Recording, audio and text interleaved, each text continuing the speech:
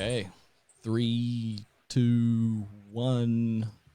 G'day, everybody. Welcome back to Paddlecast. We've got a very special, bit of a quick but very special episode for you today.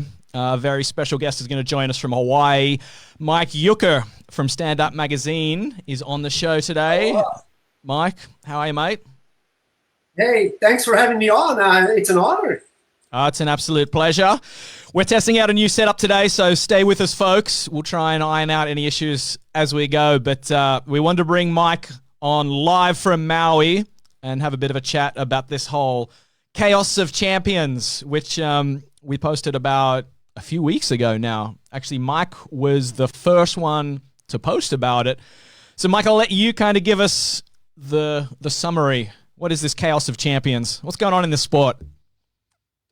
Well, if I can maybe take a little bigger turn here, I'm been recording and vlogging and blogging about the sport almost 10 years. It's going to be 10 years this March.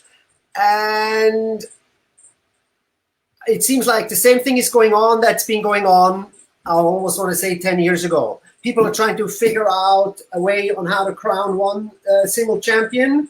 That's in the nation of Germany as much as internationally.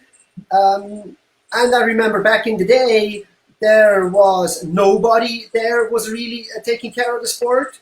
I remember the German Surfing Association was kind of vaguely trying to touch it. The canoes didn't want to have to do anything with it. They wouldn't touch it with a pole if they had to. And then some people organized themselves with some tours and crowned champions just through an individual tours, but no real federation. And that was kind of like how it started in 2002, 2003 over in Germany. Switzerland lagged behind with that a couple of years, but actually on a bigger scale, nothing much has changed. I want to say we still have several organizations claiming champions. And I hate to say it, but I think 2019 actually got worse than 2018 or before. I mean, like at least back in the day, we only bickered about one thing, and that was about the Waterman League, and that was the only one out there. And now we bicker about 2 or 3 entities. So it's kind of like a tough cookie there. It's an interesting problem. It's a luxury problem that we have too many world titles. But for those who didn't listen to your very excellent video a few weeks ago, or in a couple of days after that, I posted a very long article. Basically, there's 22 different world titles in this sport in a single year. We actually found another one, like the day after I posted, I saw there was another one came out. Fiona Wild won what I think was the 23rd world title. So I'll just unmute you there, Mike. So yeah, there's basically 22, 23 world titles. It's a bit of a shit show. There's 3 different federations or organizations who award world titles. There's the ISA, the ICF, who are obviously locked in a very well-publicized battle for the Olympic ownership, whatever you want to call it. Then there's the APP, formerly the Waterman League, who used to run the Stand-Up World Series. Now they run the APP World Tour. They hand out several world titles. Here's the crazy thing. There's several organizations, and each of those organizations is handing out several of their own world titles. So even if we just got down to one organization, they're still handing out several confusing world titles. And the problem that you surmised and that I talked about is that how do we promote this sport beyond our little niche when we can't explain who the champion is? Like, how do you go out to a real mainstream media organization or sponsor and say, this is our sport? And they're going to say, okay, what's the storyline? Are you going to win a world title? Well, which is the real world title? Who's the real champion? When you don't have a true champion and a true world title and any really true governing body, it becomes very difficult to expand the sport beyond what it is, which is essentially a little community at the moment. Yeah, no, I fully agree. It creates a full PR problem for the sport in itself. And on the other hand, I never understood to begin with, and that this is something that I've been preaching for years and years, in conversations with people, why not just copy what's already out there? I mean, the PGA has a system, that's the Professional Golfer Association, that the tennis players, the WSL might be the most familiar to all of us. Why don't we just copy what they do? It's not rocket science, right? It's like, number one is like, let's take surfing, for example. You have the WSL is a private organization that runs the championship tour, and that's the undisputed world champion. And then you have kind of like the amateur side with the ISA, where the amateur surfers go, and that side, the more the federation side, where national clubs and national surfing associations are all combined themselves under an international umbrella, and they go to the Olympics, but they do it hand in hand with the private entity, in that sense, the WSL, that now brings their champions, which are, of course, the undisputed world champions, plus ISA, amateur, so to speak, athletes, to bring them into the Olympics. Why can't we just replicate this with SUP? I mean, why not just bring that? I think, and maybe I can answer my own question, because right now I think we've walked this walk too far for us, and it's got too complicated. We should have done this maybe 4 or 5 years ago, when there was only the ISA, and when there was only the Waterman League. Maybe we should have then maybe created something like this. But now I think it's, and the later in the game it becomes, the more complicated it gets. And evidently we know, like, money walks. So whoever puts in more money into the sport will probably, at the end of it, walk out with it. I don't know. Yeah, I think we're in a very tricky situation, very interesting situation, but I see it, there's actually a lot of opportunity at the moment, and possibly there's an opportunity to kind of hit reset and do things in a better way. Because I guess the crux of that article I wrote was that we've gone so far down this path and it's very clearly not working, that I think it's time to just rebuild the entire model of the sport. And I think you made a very good point talking about there's other sports out there that have got their shit together, that are very successful, that we could replicate. And I think the one we latch onto straight away, I know I do, and a lot of people I hang out with in the sport do, is pro surfing, just because we grew up watching pro surfing. We're surfers. We love pro surfing. But I don't really think that's a very good model for the sport. Personally, I think we're much closer to golf, tennis in particular, in that we have a very individual sport, but also a very individually organized sport. There's a lot of these standalone events around the world. There's been a lot of attempts to do tours, to make umbrella organizations that haven't taken off. And I think at this point, we've just got to accept that we're not pro surfing. We're not the UFC. No, we're not. We're actually a lot more like golf and tennis, even if that sounds kind of boring. These are very successful sports, and they're very well organized, and they got a very simple structure. There's a lot of independent events. They're tied together by rankings. They've got player groups, player unions that help hold things together on that side, which is a whole nother debate in this whole saga. Right. But I think we can all agree that it's a mess right now. Having 22 world titles, or 23, is insanity. We'll get some clarity if the ISA and the ICF sort out their Olympic fight. I mean, that's causing a lot of trouble right now just because they're doubling up. I say, let's put this Olympics aside for a moment. And I'm going to say something that I have said multiple times, and I say it again, maybe more people will listen. My vision is still, we need the combination of ISA, APP, and your paddle league or / your world ranking. We need those three things need to somehow get married to each other there. And let me put this out a little bit in detail. So let's say you have different races with different rankings, and people that get into the ISA only get in there right now through their national qualifications, which, for example, the prime example was 2015 for Sony, when Sony wasn't allowed to go to Fiji, even though she was already in Maui, but she wasn't allowed to go there, and she would have gone there at her own expense. So we need to have the ISA to qualify people from the elite that are paddling in the major races that have a sub racer ranking in the top tier there, and they have an APP ranking. So these elite people automatically go to an ISA event, which should then preferably take place at the end of the year, and then leave spots open for the kind of like the local elite people that maybe don't have the budget and the money to go travel around and then paddle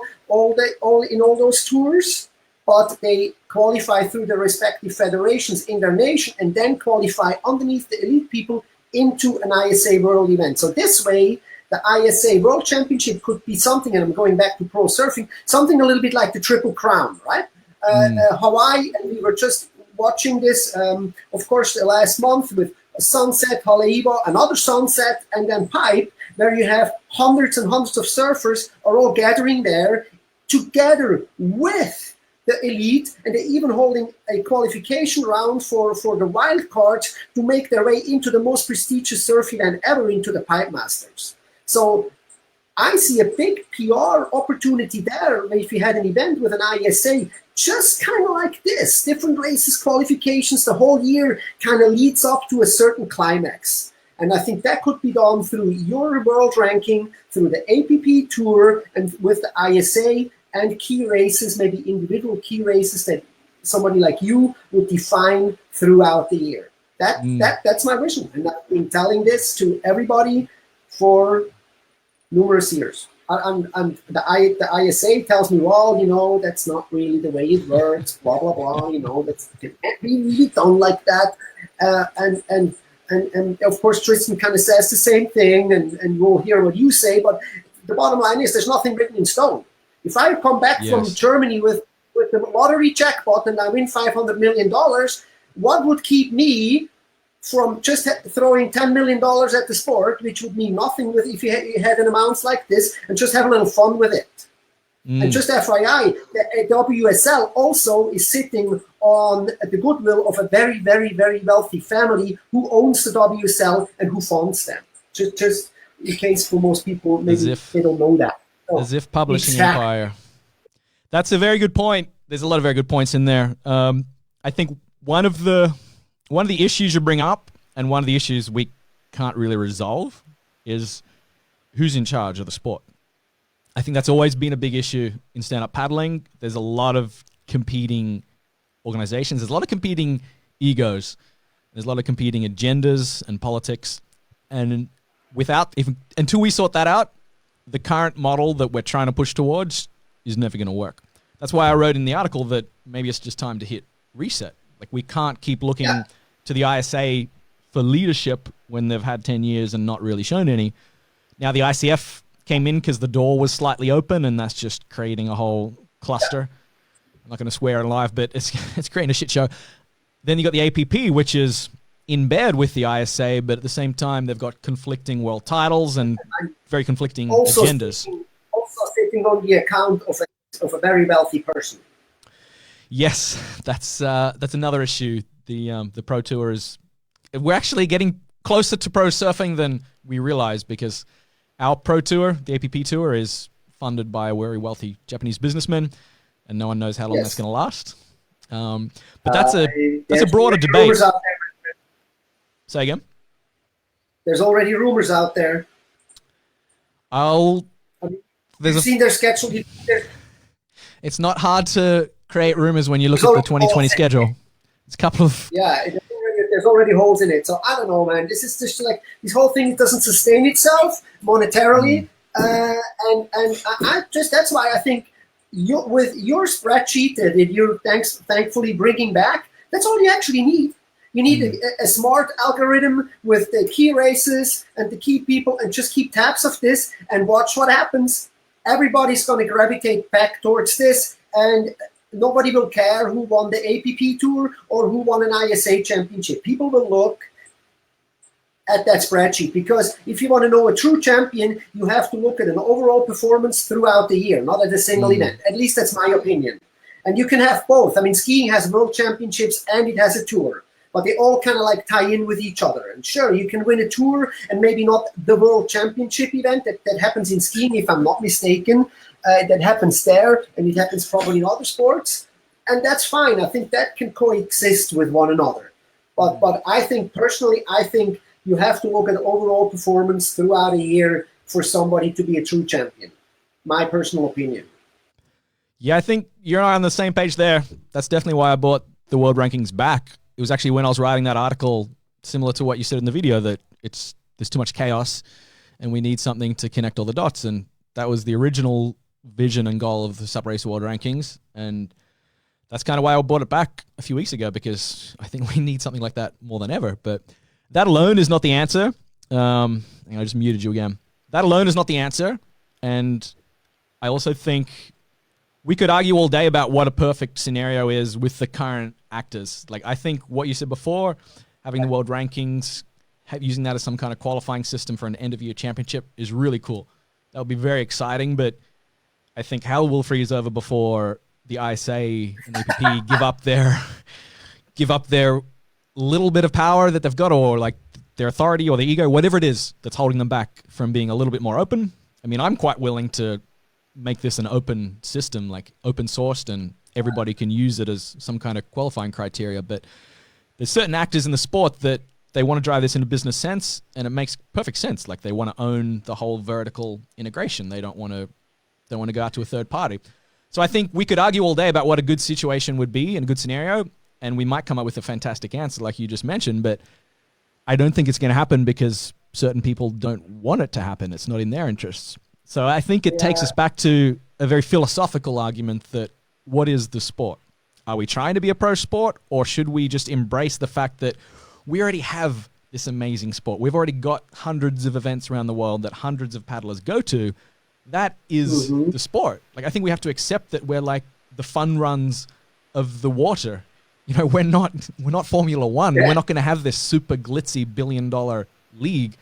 We have our much simpler, regional leagues, our grassroots leagues, whether it's in the Midwest Paddle League, what's happening in Florida, what happens in Europe every summer, the Euro Tour, and all the other big events that are over there.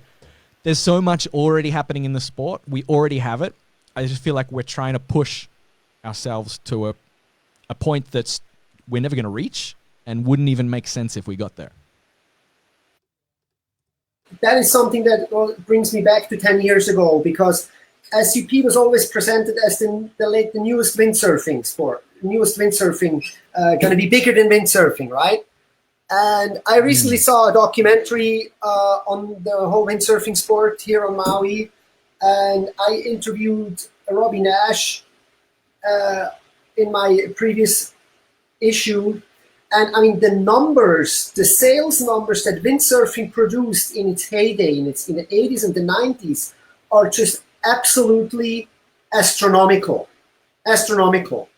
Hundreds and thousands of boards, right? They were selling 250,000 sales annually with one brand, 250,000. And everybody, I think, was kind of like, including me, I was like, wow, if this sport is going to take off like this, I'm going to have this magazine and I'm going to live off this magazine happily ever after. And I just think we need to come to the sobering conclusion that SUP did not become windsurfing. Yes, a lot of people are doing it, but there is not this frenzy that everybody has to windsurf everywhere or paddle everywhere all the time. It just has not become that. Even, the sales numbers, the SUP plus kiteboarding and are combined a fraction of what windsurfing used to be back in those days. Yeah. And surfing too, So that is that's just the reality of it. So yes, I think we just should be happy and say, like, we're going to be not the glitzy sport, and there's never going to be a paddle and SUP millionaire. Except Kai. We're just going to have. Well, yeah, but Kai is a special entity there, and he's got a few careers in one. SUP is a part of his success, but not only, I want to say, and big wave surfing definitely plays a big role in there. So, for sure. So that's it.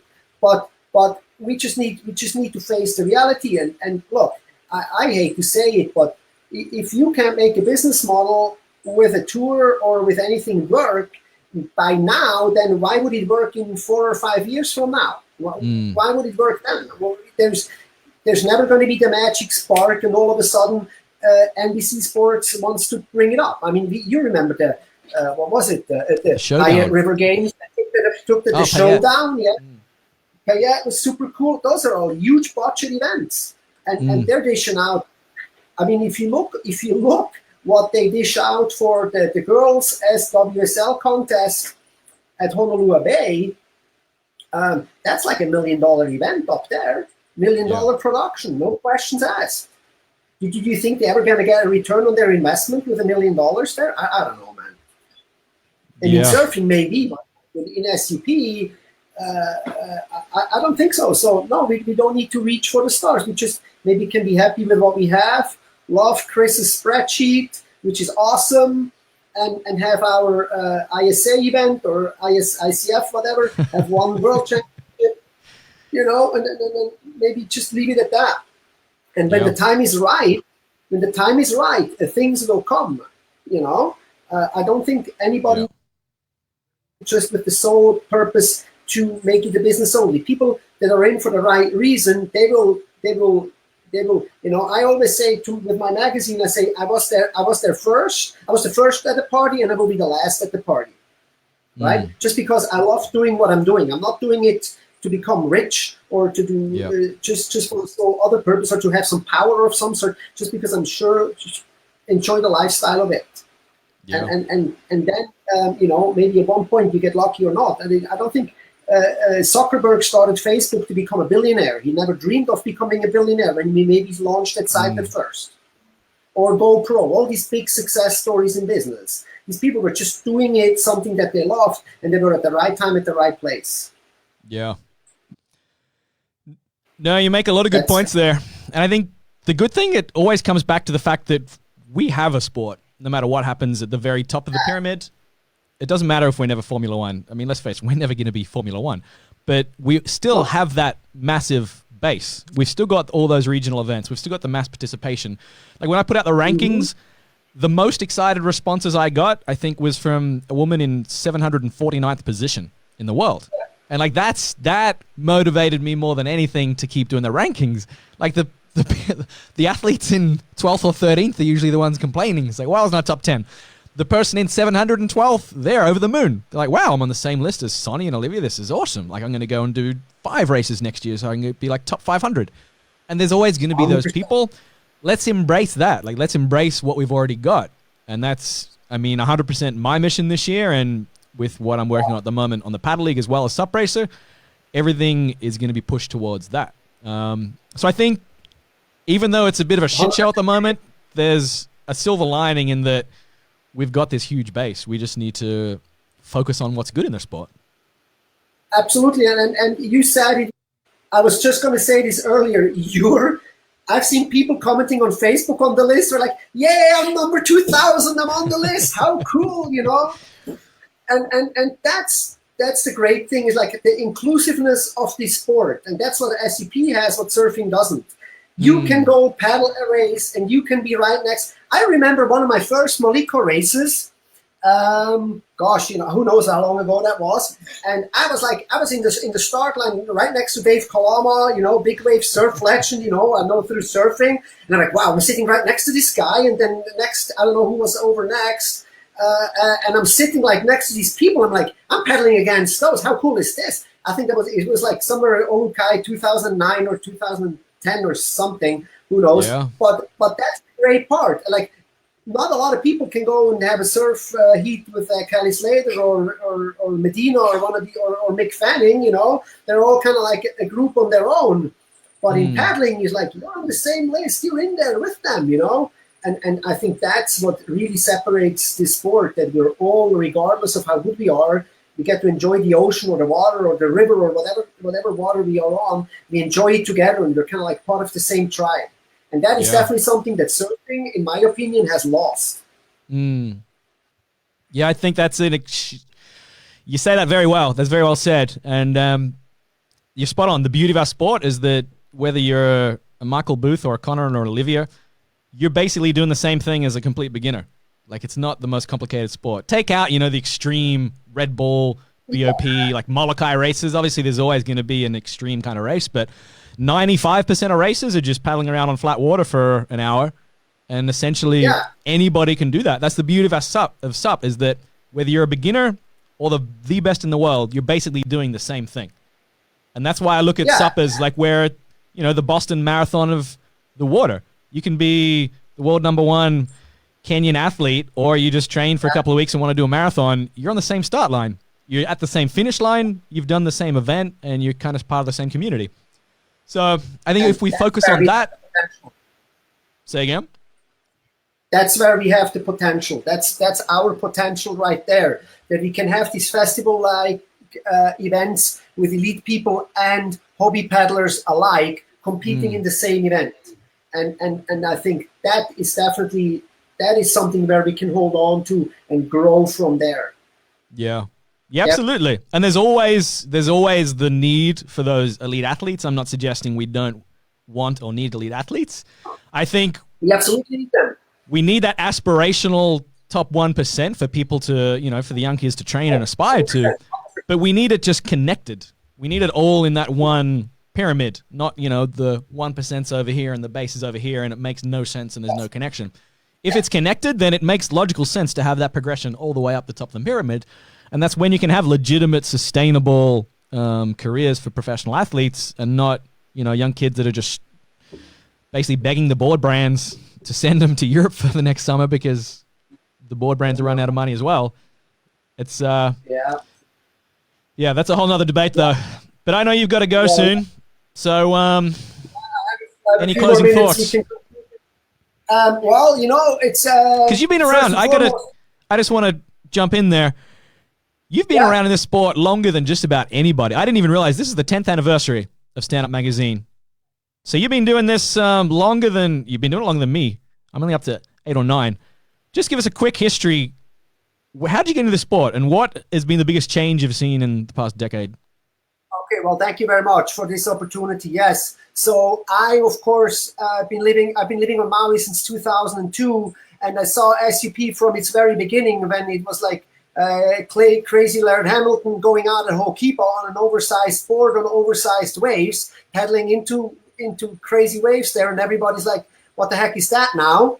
And then all of a sudden, boards they started to appear in like the 1,000 Peaks and all those SUP spots that we know now, and more people started doing it. But he was only surfing, mind you. People were surfing, and he was kind of looked at it funny, and I was kind of on the sidelines, a surfer guy, snowboarder, skater guy. And I'm like, yeah, what's this now, So I never really looked at it too close until I started to realize, hey, this thing is starting to come. This thing is starting to come big. And I started to do, I went on a board, and some guy took me down a Maliko race, a Maliko paddle, on like a 10-6 rental board, like a longboard style rental board.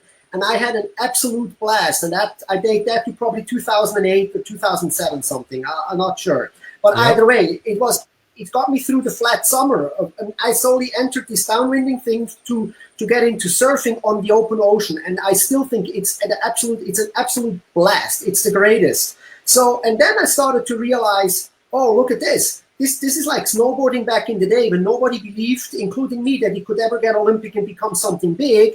But this time I was like, hey, you know what? I want to be part of this. I want to be part and help the sport and be somehow part of this evolution. And I was at the ISPO in 2010 in conjunction with my skateboard business, and we had the opportunity back then to have some paddles and SUPs produced under my label here. And we were at the ISPO in 2010, and there was Eric Terrien was there on his Nidecker board, standing in freezing cold weather in a fountain outside on a board to raise attention. And I think some Jimmy Lewis people had like somewhere in the hallway something, and that was it. And that's actually the time that I realized, hey, SUP is going to be very hard to compete with the big brands, like with the windsurfing brands, basically, that has established a channel of distribution already. So with our skateboard label, and we just got started with that, we realized we will not be able to compete with those in SUP. but there was no magazine or no website or any kind of literature in the German language that would explain the sport. There were 2 blogs were out there when I came back in March of 2010, back here in Hawaii. I saw there was 2 people were doing a blog. And other than that, there was no real anything. So I started that WordPress site, and as a vehicle for me to market my skateboard brand towards the SCP people. And that whole thing became, it started to run on its own. It grew its own leg and feet, and it started to just become its own thing. And after 2 years of running this website successfully and getting so much traffic, I still have a passion for paper and photography and a magazine. I love like the Surfer Journal, for example. So I wanted to do a magazine, but nobody wanted to do it with me. I asked so many publishers and people if they want to do something together, and nobody wanted to. So I said, like, screw that. I made a small little brochure style magazine, and I sent it to the Paddle Expo in 2004 or 3, and it had a good response. So the year after, I started to make a full size. 2000, not 2004. I mean 2013, of course. Excuse me. And grab one of your magazines in the background there for people who aren't familiar with it, because you're still printing, right? So that's a printing. I do it twice a year, and it's a journal style. It's not like a fast news. It's interviews, in-depth. I have some in-depth articles here. I really grinding down on foiling and things like this. And it's a great passion of mine to make it, have great photography, and get in-depth interviews with people and the makers and the shakers of the sport. And yeah, so I started doing that. And that in itself kind of was the only magazine, and I was the only guy doing it. But, now I'm not the only guy anymore, of course. And now there's many other websites and more magazines that are starting to crowd the space. But that's kind of like in a nutshell how I got into this. Because so you were the first German language, basically media guy in the sport. Yes. But you're not German, are you? Are you Swiss or Austrian? Or something? I'm from Switzerland. Yeah, right. Born and raised in Zurich. Okay. But by now, it's like I could be anything. It doesn't matter anymore. But you live permanently on Maui, right? I've been here 18 years. Okay. So you've kind of seen, the sport, a lot of it, the nexus of it was on Maui. So you've had a first-hand account. You're running this magazine. You're at, the heart of it over there in Maui. What's been the change in 10 years? Well, the downwinding scene has diminished significantly. I hate to say it. I remember 5-6 years ago, everybody and anybody that was a somebody in the sport was at the Maliko during June, July. No doubt, everybody. We had the Nash Championships back then, the paddleboard championships. That was a big race leading up to the M2O. We had like the sub triple crown with Rodney that after that did the M2M, was part of it. So outside of the racing, how's the participation in general on Maui now? Is anyone still doing Maliko runs, or is everyone just gone foiling? Yes, people are doing Maliko runs either on a foil or on a 14 or on an unlimited. That is still around, but it's just the racing.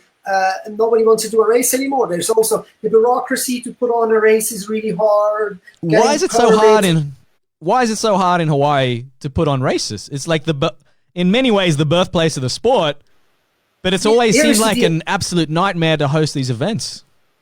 You file for a permit for an event that is, say, in June. The county will issue this permit to you a week before the event. That is the truth, my friend. Sounds like an efficient bureaucratic system. You're making your event based on just banking on the fact that you're probably going to get the permit. Wow. It's it's costly. I've tried to pound the M2M out of the ground with Rodney for 3 years, and there is never enough money. There's never enough money, my friend, and nobody wants to pick up a checkbook. But you need to run a decent event. You need like 30, 40 grand, and nobody has that kind of money. Yeah, nobody does, and that's just a Molitko event. And then nobody signs up before the day prior because everybody's waiting. What's the conditions going to be like? So like on 10 days before the event, you're sweating blood and tears, wondering if anybody ever going to show up because nobody wants to sign up until the day off. It's another. So that's a little bit with the ocean events. It's a little bit problematic because of the because you're so depending on conditions. I mean, imagine foil racing now. You have the M2O and there's no wind. Like 3 years ago, there's not going to be a foil race. You're not going to paddle a channel you're not foiling a channel without wind. I want to see Kai Lenny do M2O on a 5-foot board with a giant fin on the bottom. He'll probably pump across on a flat water. He could probably still do it. Him and the Spencer brothers. So that's the now with the foiling, So then everybody shows up, signs up, and then there's no wind. Now you're definitely not foiling. So yeah. So how do we bring back that community vibe in a place like Hawaii? Because there's a lot of places where the sport is going amazingly well on a grassroots level. Like I'm going to Glagla next week. There's going to be 500 or 600 people on a freezing cold lake in the middle of winter. It's incredible. There's a lot of examples of that across Europe and Asia and America. Hawaii, I'm curious though. How do we bring that passion back to Hawaii? I know actually I spoke with Connor yesterday. Connor is trying to bring back some of these events in the the downwind month style events. But what's your thoughts? Let me say this. Then I can tell you this. Hi, Connor. This is Mike here. I tried to call you several times on this behalf. Please return my call. Because I know I spoke to Connor back in November, and Connor wants to be a key figure in doing something here in Hawaii through the month of July. And I would really like to support this. Do we need as that? Much as I can. Is that what we need, you think? Like someone like a Connor Baxter to stand up and basically, be the spokesperson for some kind of regional series? Like how else do we revive the sport in Hawaii? Because if it dies in Hawaii, that's dangerously symbolic. Yeah, it will help. It will help. Look, I'm a dad now with kids that are just getting into the age of paddling, right? My daughter is 11. We did the Olukai. She did her first and last Olukai last May, because no more. Yeah, Olukai. What happened to Olukai? That was the race. No more. I guess money? A bunch of bad weather and bad participation rates and stuff. The weather was bad a few times. And I don't want to know how much they paid for that event. Yeah, that was flying the helicopter and all of that. Of course, bravo. That was a prestige event for some very rich people.